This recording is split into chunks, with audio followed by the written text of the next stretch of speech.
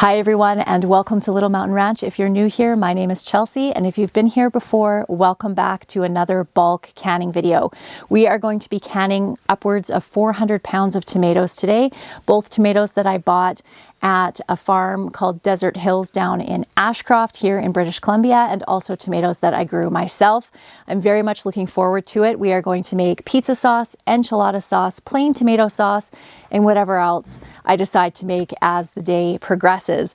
My goal here is to get all 400 pounds canned today.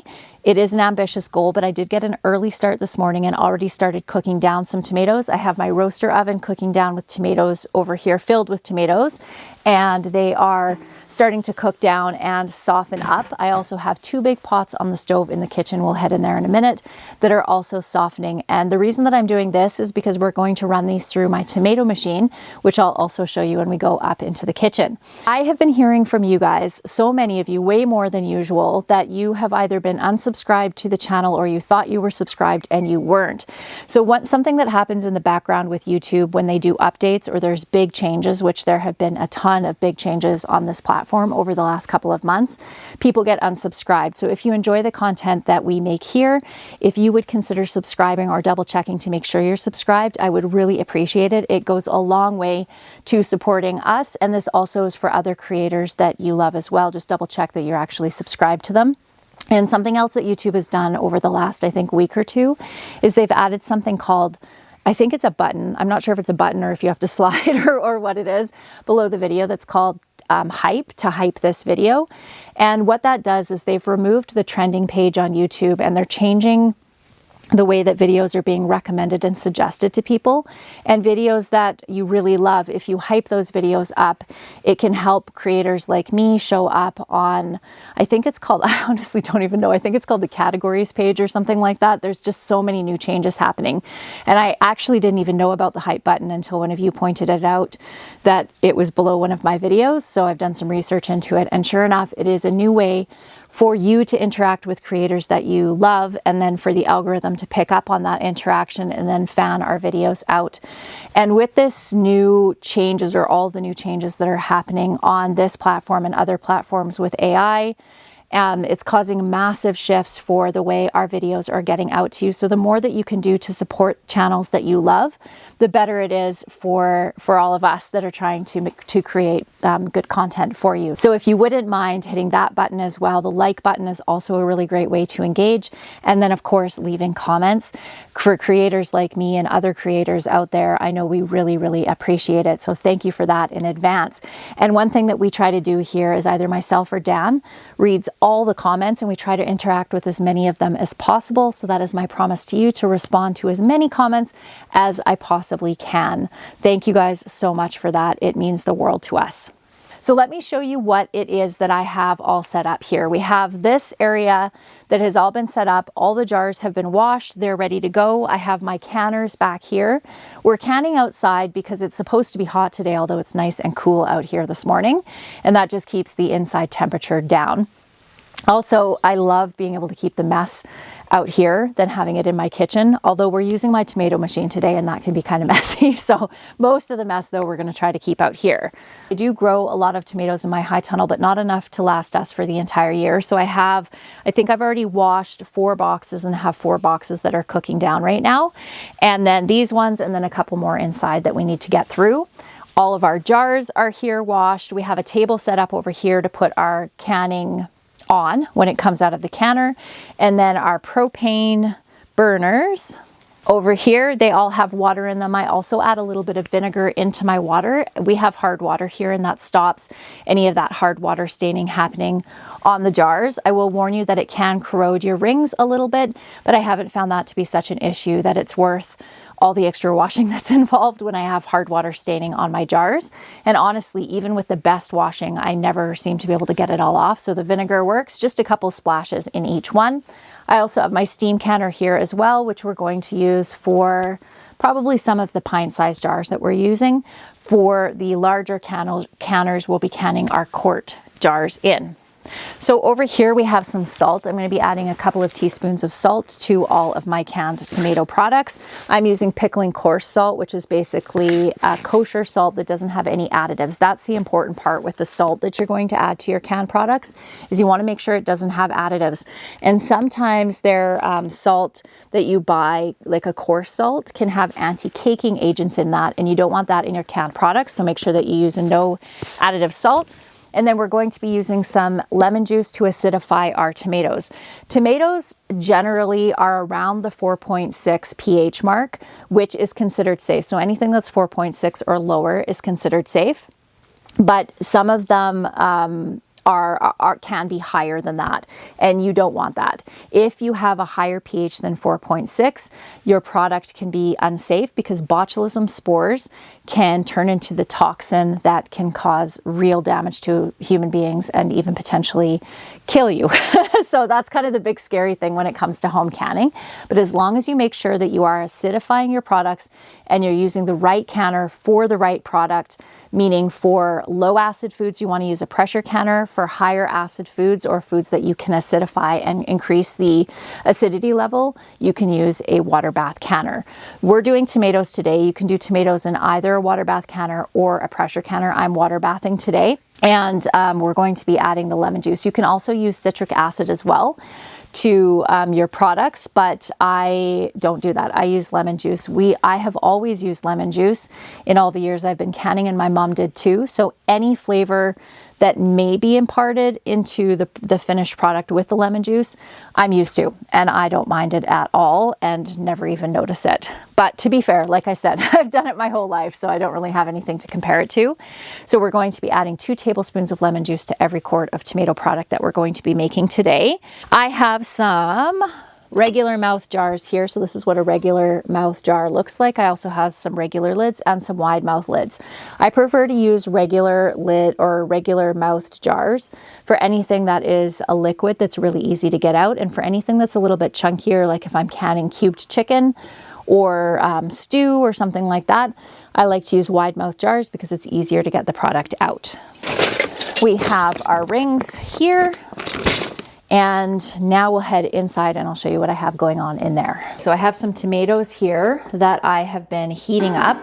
There's a couple advantages to doing this. I can run raw tomatoes through my tomato machine over there, but I find that it goes through much easier and I don't have to cook down the final product quite as much if I pre-cook the tomatoes and soften them and get some of the liquid out this way. My tomato machine is a Fabio Leonardi. It is absolutely fantastic. If you do large amounts of tomatoes, I definitely can recommend it. I don't have a link or anything to it, but I will look it up where you can get it and put that down below this video if you want to go and check it out. But it's fantastic. I'll show you how that works in a minute.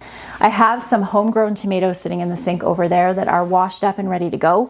I'm going to make the enchilada sauce with, actually I might do the pizza sauce, probably the pizza sauce actually, with my homegrown tomatoes because the flavor of them is absolutely fantastic and it can't be beat. All the tomatoes that I bought at Desert Hills are just aroma tomato, a paste tomato, which is great for sauce making. Doesn't have a ton of flavor in comparison to homegrown, but still perfectly fine for making some basic tomato sauces. I have a whole bunch of different varieties in here. This is an old German. Look at how beautiful that is, but I wanted to show you this. This has some cracks on it, and these cracks are caused from a deep watering after the plant had dried out, and then the plant grew, or the fruit grew really quickly, and then it got some cracks in it. I do not recommend using tomatoes like this for canning, just because there is the possibility that some bacteria or something yucky got into those cracks. I'll just cut this chunk off and use this for something else. But I also have these ones here. This is a black crim. That's just a beautiful tomato, isn't it? Really nice, rich flavor. I'm also going to be throwing some of these little cherry tomatoes, these tiny little, I guess that's a little tiny plum tomato, into my sauce because it just adds a little bit more of that kind of acidity and sweetness to it. And I do love doing that. And there's something else that I'm going to do today that I haven't done before. And I am going to do some fermenting of tomatoes. I'm going to ferment some cherry tomatoes in with a little bit of basil. And I've heard really good things about these, and I just love tomatoes. So I'm gonna do that as well. That'll be something I'll do a little bit later. What else? I think that is about it. We are going to get right into it and get all of these tomatoes done. So this is the little setup we have with the tomato machine. Dan just made this really quickly, put together this little block for me to lift the machine up so that I can fit larger bowls in underneath. So this is where, let me back you up just a little here. This is where the tomato, the bits we want, not the seeds or the skin. The nice thing about this machine is it removes the skin and the seeds for me. So all of the good stuff that we're gonna wanna make our sauce with will come out this part, and then all the seeds and the skin will come out here. And what I've been doing over the last couple of years is freeze drying the skins and the seeds, and then making a powder out of them. And with a little bit of liquid added to that powder, it makes almost like a tomato paste, so it works really well as a thickening agent when I have a runnier sauce, which, depending on how much patience I have for cooking my sauces down today, I might end up with. On the note of peeling your tomatoes and removing the seeds and kind of the gelatinous, let me show you here. The gelatinous part of, wow, this one is actually a really meaty tomato, so there's not a lot. But this part here, there we go, like the seeds and stuff. If you remove those from your tomatoes, then your sauce is just gonna cook down faster and be thicker. And also, some people just don't like having the seeds, which is fine. When it comes to peeling your tomatoes, it is recommended to peel them. There's a couple of reasons for that. One is when tomato skins are canned, they can get a little bit tough. So unless you're pureeing it, you might end up with some little kind of chewy pieces in your sauce, which obviously might not be desired. The other reason is because if you peel the skin of your tomato, you're decreasing the risk of botulism spores or any other type of bacteria that could be on the skin. You're just cutting down the risk of that by quite a bit by removing the skin. I have heard also that it can affect the acidity of your final product to have the skin on, so altogether it's better to remove it. And that is why this tomato machine is such a wonderful thing. The way I used to peel my tomatoes is I would dunk them in some hot water, put a little X on the bottom. If I had time, oftentimes I would just dunk the tomato in the hot water, blanch it for a couple of minutes, remove it, put it in ice water, and then peel the tomato, which obviously is really time consuming. This machine does all of that for me, along with removing the seeds and any little bits that are not nice, smooth tomato flesh. This does it for me, which is really fantastic. So something that you can do with all of this juice that's in here is you can can that, which I actually did last year. We canned tons, but I have probably still 20 jars left over from last year, so I'm not going to be canning it this year. I'll just be putting it out into the compost, but that is something that you can do for an extra product. So if you have a machine like this or some other type of food mill, you can get the skins and the seeds. You can get those either dehydrated or freeze-dried, blend them up, and then have a tomato powder that you can use. Then you can have all of the pulp to make your sauces with, and then you can have the juice to can as tomato juice. So not a lot goes to waste when you're doing it this way. When you peel your tomatoes as well, when you're actually going to do the blanching process, you can also keep your peels that way and do the same thing. So I have the roaster oven outside, this pot, and then the big pot over on the stove to get through here. So we're going to get that all through. We're going to fill them again and just keep going and going and going until we have all of these tomatoes actually processed.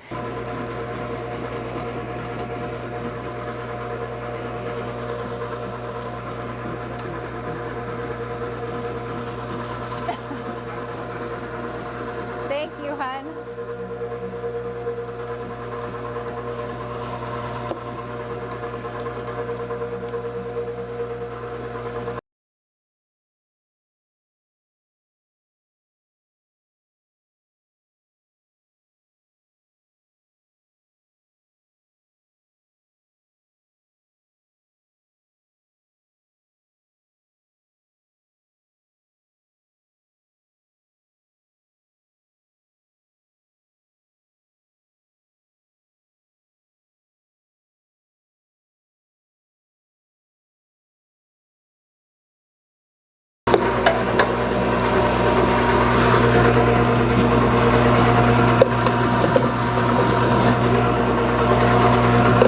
I am going to cook this down in the roaster. The roaster takes a lot more time than it does on the stove top, and the amount of liquid that I had in the stuff that was done in here instead of on the stove, the amount of liquid that I still had in here that now I'm going to have to cook off was a lot. So I want to cook all my tomatoes down on the stove top quickly, get as much of the liquid out of there as possible so that I have a thicker sauce and I don't have to cook it down so much. I have this big pot over here of the thicker sauce that came from the stovetop, and this is probably only going to need to cook down for about an hour before it's going to be the consistency that I want for my sauce. But I'm going to wash up some more tomatoes, get them in the pot, and get those cooking down on here so that we can get this process moving.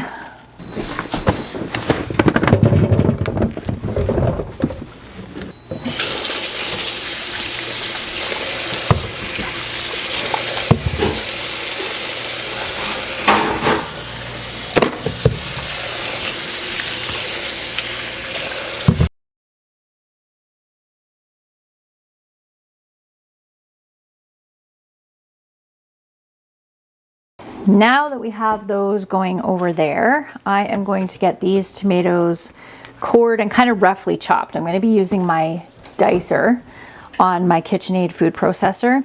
So I'm just cutting out any of the bad bits on these tomatoes, taking the end off, and that one we'll put aside. The most time-consuming part of this whole entire process is actually cooking down the sauce. I'm gonna have to really watch that so it doesn't boil over there.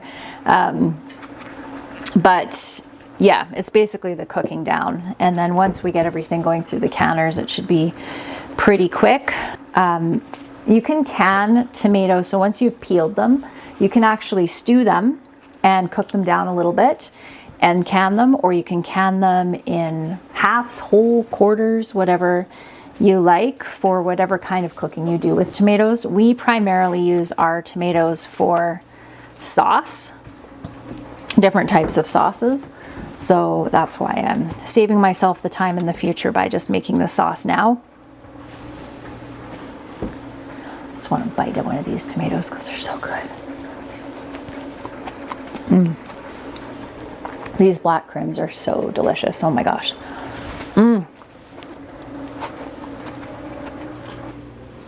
That's okay. I have these pH strips. I wouldn't recommend using something like this. These are just some cheap pH strips from Amazon for food safety. This is more just for my curiosity. I have just been randomly testing things because I add the extra acid anyway to my products. I know they're safe. So let's check this sauce here. So we're at 3.5. So we're well in the realm of safe for that, even if I weren't to add the extra acid. But there's no harm in adding it. Like I said, I don't mind the flavor, so I add it anyway. Okay, so now we're gonna get these. Dan's doing some work in the bathroom. We're gonna get these all diced now.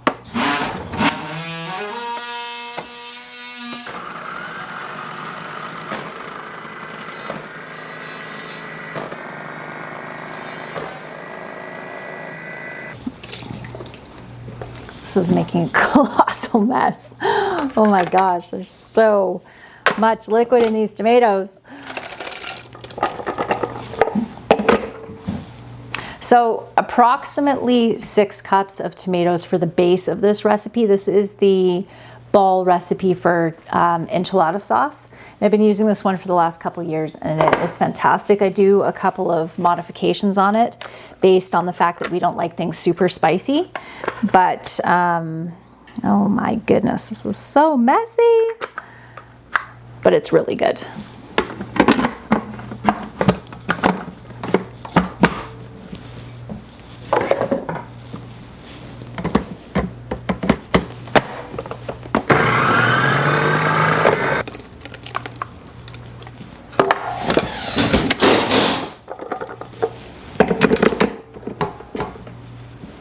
Okay, we're also going to need to add onions to this. and peppers to this as well. So I'm gonna add about that much in there and get this over on the stove. These are some smoked peppers that I did last year, and I got these peppers from Amazon. They were a specific kind for enchiladas. I can't remember what they're called, but I'll look it up and put it on the screen here. So I'm just gonna rehydrate these so they can be a little easier to chop up. Okay, I'm gonna check the pH of my homegrown tomatoes, and we'll see how they compare to the Romas, the commercially grown Romas. So these ones are right at 4.5 there. So definitely want to acidify these ones. But like I said, I'm acidifying all of them, but I'm just showing this to you guys just for kind of fun and curiosity's sake. Okay, we are going to need, let me see here, around 10 cups of onions. So these are some of the onions I grew in my garden this year. So we're going to do some onion. I'm going to add a bunch of garlic to this as well.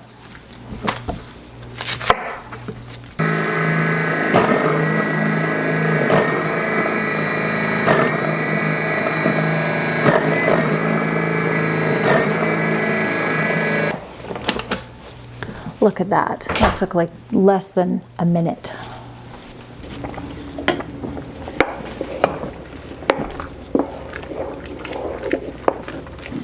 Okay, let's chop up those peppers and the garlic. I love soft neck garlic. This is the first time that I grew it. Normally in the north, it's recommended to grow hard neck garlic, but I decided to try soft neck this year. Let's do an entire bulb. This is a pressure canning recipe.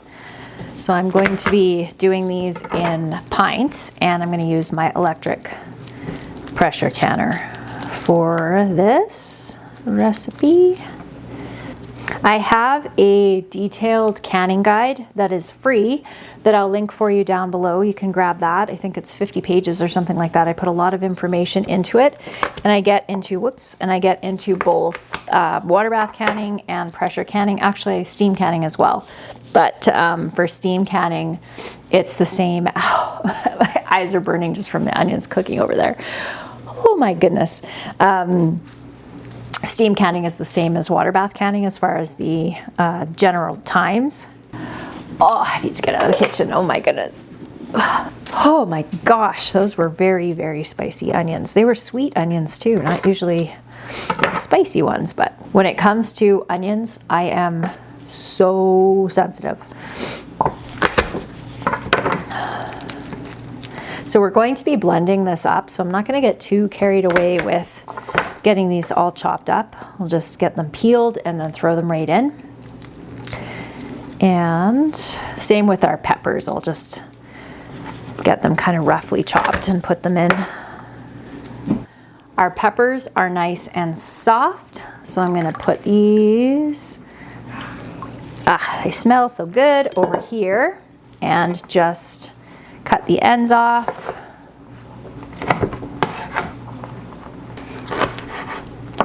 And just roughly chop those up and go dump those right in there. Oh, lots of water in there still. And right into there. I really do need a bigger stove, don't I? I do such big batch cooking all the time. A nice big 6-burner stove one day I think would be fantastic. I have my cook stove, which does have a really big surface, so in the winter time I have lots of cooking space, but in the summer not quite as much.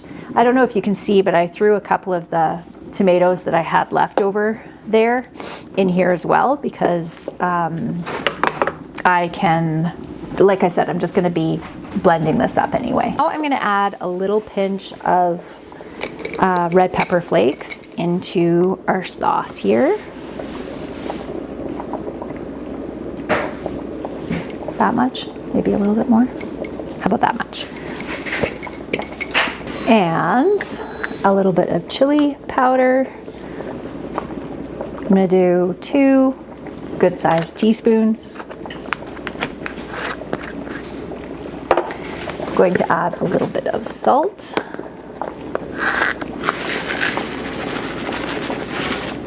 We'll do 2 teaspoons. Okay, I'm just adding some cumin now into the enchilada sauce, around the same amount as I added chili powder.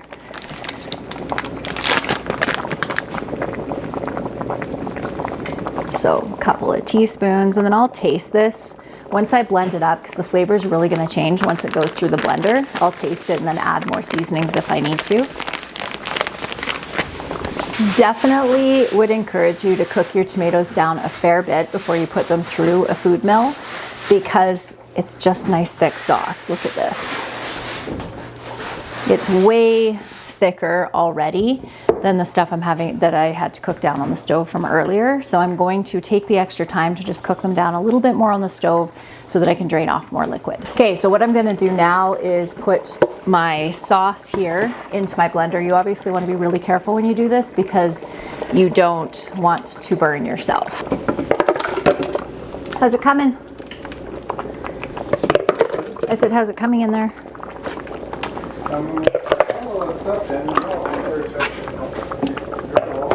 You what?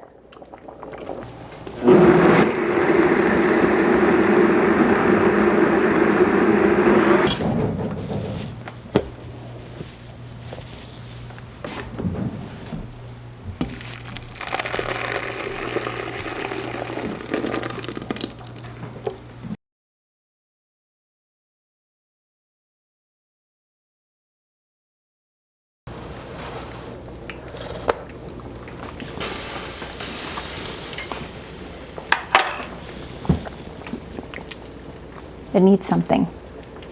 I feel like it needs maybe more peppers, maybe a little bit more, a little bit more heat.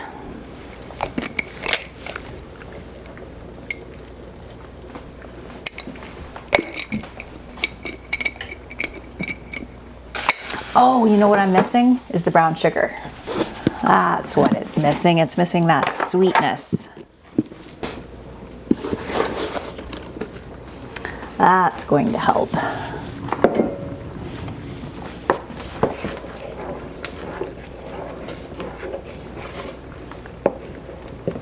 You want to use dark brown sugar for this because it gives it nice rich flavor. I feel like I could have blended that a little bit more smooth too. Okay, our tomato sauce over here I think is getting pretty close to what I want for thickness and just for that lovely rich color. I think I might add a little bit of garlic powder, a little oregano, a little basil, maybe some onion powder into it. When you're going to add any type of flavoring into your sauces, so say for instance you want to add basil, do add dried basil rather than fresh basil, because I do find that fresh herbs can get a little bit bitter in the canning process, and for whatever reason dried don't do that. Okay, so I think we can get this batch of tomato sauce all canned now, and you have a little tiny spider crawling right there. So we're gonna get the tomato sauce canned. Just gonna clear out some space here so that I can work. We're gonna need our salt, put our seasonings away. All right, we have our open lemon juice right here. We have our salt and our jars here. And you know what I need to do now though is head outside and go and turn on our burners so that our water is hot. Because we're going to be canning a hot product, we want to make sure that when we go put it in the water's not cold, because then we could end up cracking and then losing all of this hard work.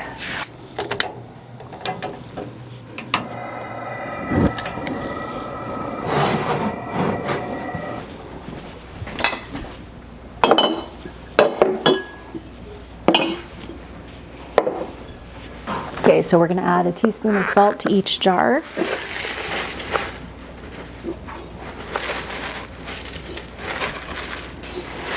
And 2 tablespoons of lemon juice.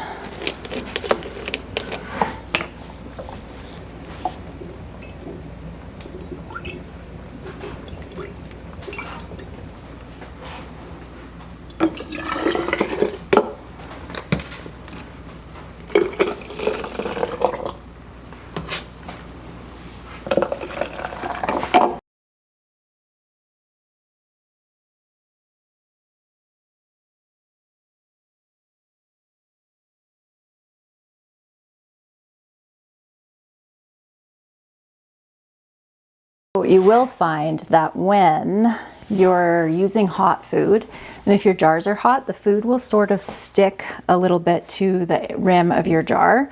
So make sure that you give it a really good scrub to make sure that you get all that off. And I just realized that I didn't add, you can go ahead. Yeah, go ahead. That I didn't add any seasonings to this, but we have lots and lots of tomatoes yet to cook. So we will make sure to do that.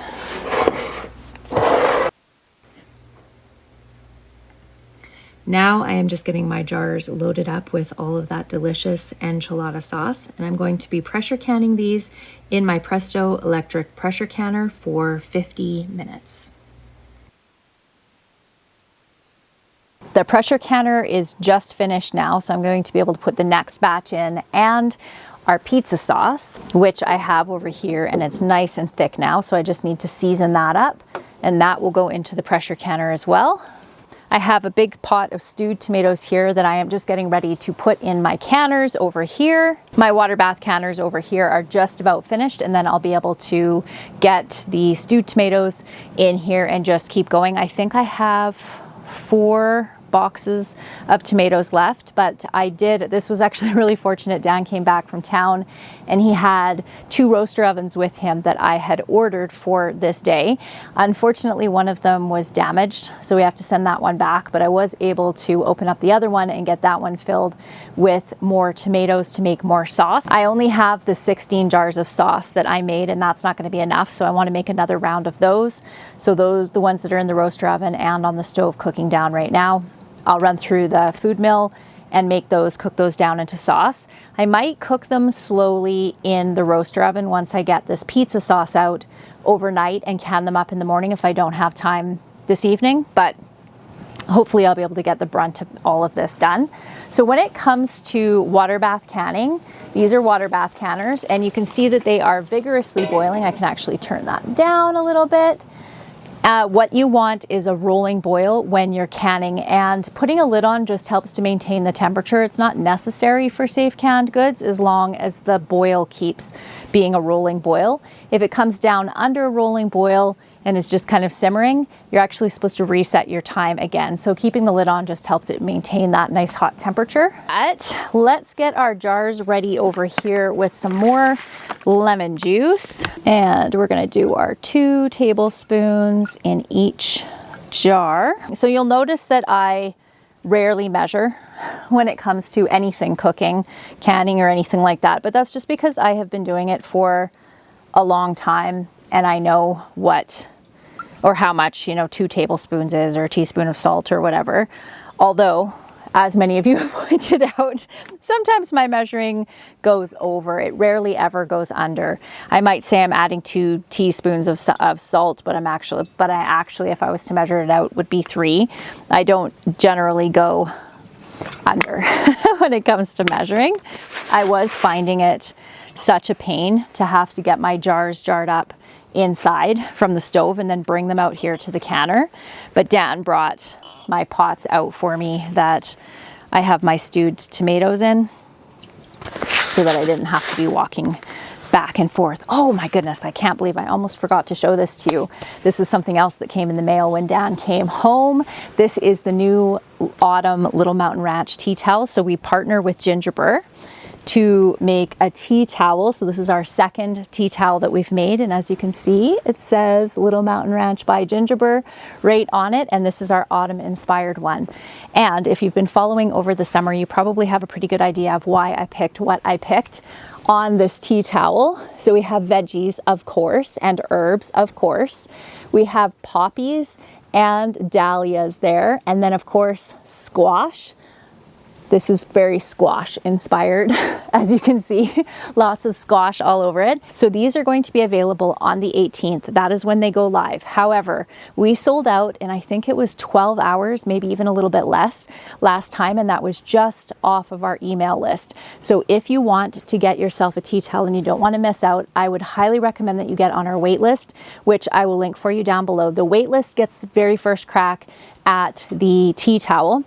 Then it goes out to my general email list, and then it goes out to the community at large. So I'll share here on YouTube if there's any left after we share with the waitlist people and the email list people. So if you do want one, then definitely would recommend doing that. Okay, I'm gonna get those jars out of the canner over there and get these ones put in. I think what we're gonna do now is add all of our seasonings into our pizza sauce. So if I didn't mention this inside, I do recommend using dried herbs when you are canning. Fresh herbs tend to make things taste a little bit bitter when they are canned. So let's give that another stir. It's looking so good. Okay, we are going to add some basil. So this is freeze-dried basil from this summer. And I am going to add quite a bit of it, because this is a very big batch. So this looks like a lot more than it is. It's probably only a tablespoon and a half so far. And we're going to add a little bit of thyme. So this is very much a taste preference thing. You can adjust herbs in recipes to suit your taste preferences. What you don't want to adjust is things like onions, garlic, low acid foods like that when you're adding them to a sauce like this. Your safest bet, this is oregano by the way, your safest bet is to pressure can sauces that have other ingredients mixed in outside of just plain tomatoes and herbs.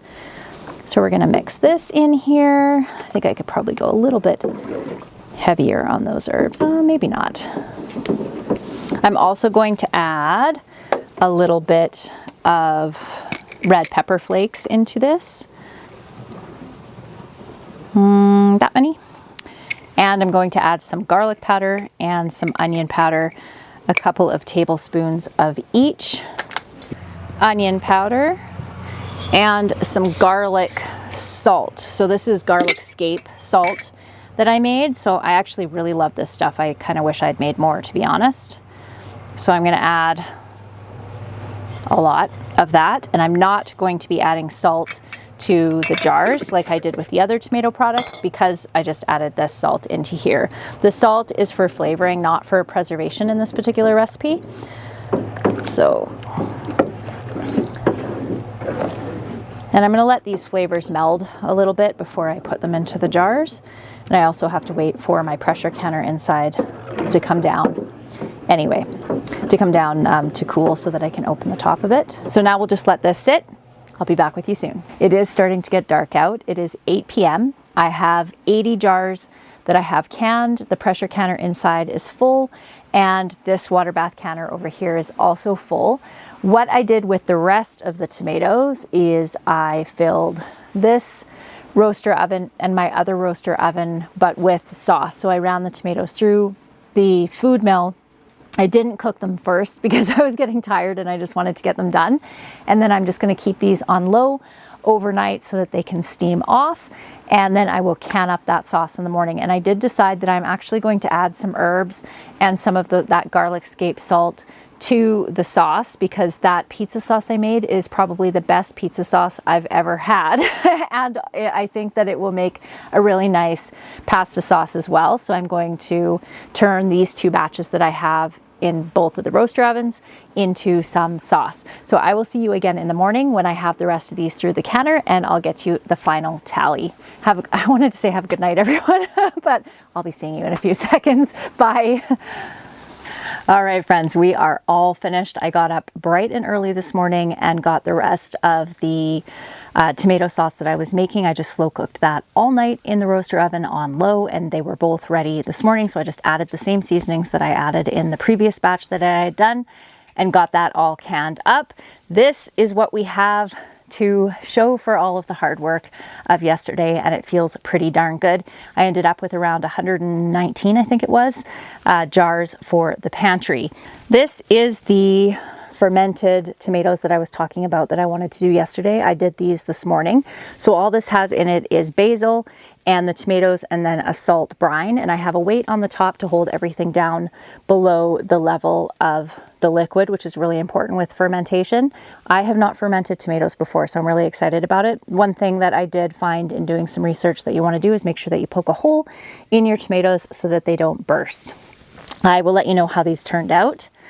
And I wanted to show you this. This is the difference between vinegar added to the water and not vinegar added to the water. So I forgot to add the vinegar to the batches that I did this morning, unfortunately. So I need to get these all washed off. The other thing that I wanted to show you is that I have my rings off of most of these jars except for the ones that just came out of the canner. I don't store my jars with rings. I find that it is easier to test to see that I actually have a really good seal on my jars if I don't have the rings on. I do keep some rings in my kitchen though, so that when I bring something up from the pantry that we're not going to use all of it, that I can just put a ring on and pop it into the fridge. This is the pizza sauce, which is so delicious, and why I added the same herbs to the pizza sauce as I did to the pasta sauce that I'm going to be using as a base for all different kinds of recipes, because it just tasted so good. I kind of think it was the garlic scape salt that really elevated the flavor of these, but they were really good. So I ended up with a bunch of those.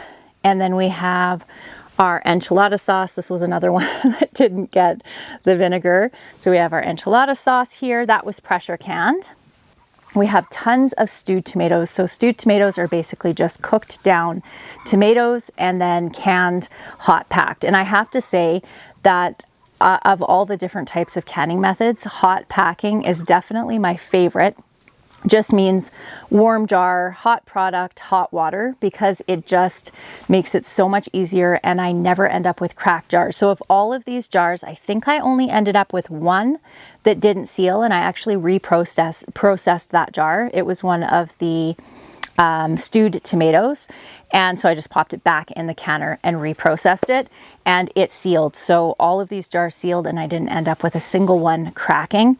I do find that when I do cold packing, because I try to rush it a little bit, and potentially, or obviously because I end up with cracked jars, not cool my water in my canner down enough and have that contrast of cold and hot hitting in that jar and then ending up with cracks. But with the hot packing, I never have that issue, which is really nice. This is not going to be quite enough canned tomatoes for us to last us for the entire year, but I still have, I'm guessing, around 300 pounds or so of tomatoes in my high tunnel that I'm hoping are going to ripen on the vine. It's not looking very promising because our temperatures are starting to cool off quite significantly, but hopefully, if not, I'll bring all those tomatoes inside and ripen them inside.